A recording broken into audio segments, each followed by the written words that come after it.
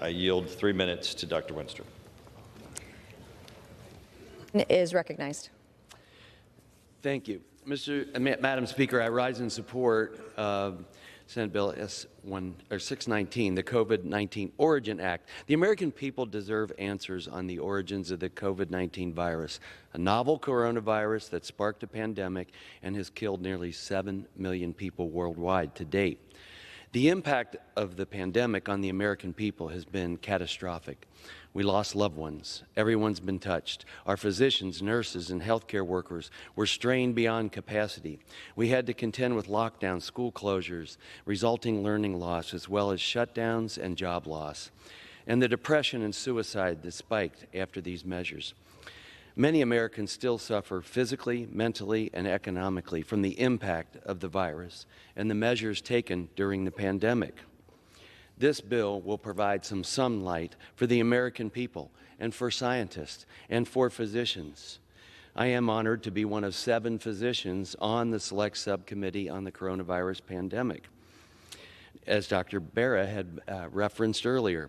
But in order for us to be able to predict, prepare, protect, and prevent against a future pandemic, we need to know how and where this pandemic began. And there are sound reasons to conclude that this particular virus may have resulted from a lab leak in the Wuhan Institute of Virology. In the fall of 2019, well before Americans were aware of a problem in Wuhan, 4 unusual things happened at the Wuhan lab. Multiple researchers became sick with COVID-19-like symptoms, according to a State Department fact sheet. The Wuhan Institute deleted the sequences of viruses that they had in their library. They changed control of the lab from civilian to military, highly unusual, and had a contractor redo the ventilation system in the laboratory.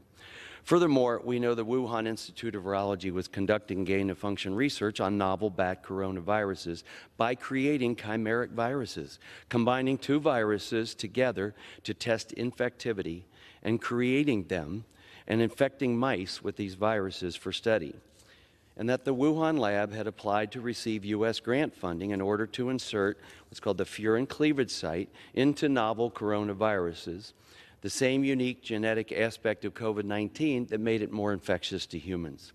Last Congress, I was honored to lead the House Intelligence Committee Republicans in producing our second interim report on the origins of the COVID-19 pandemic.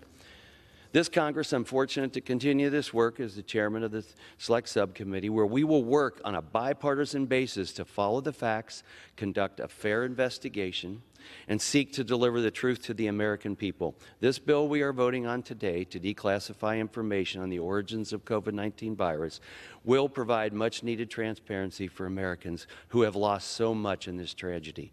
But it's only a start. So I look forward to continuing to work with my colleagues on both sides of the aisle in this endeavor. Madam Speaker, I urge the support of this legislation, and I yield back.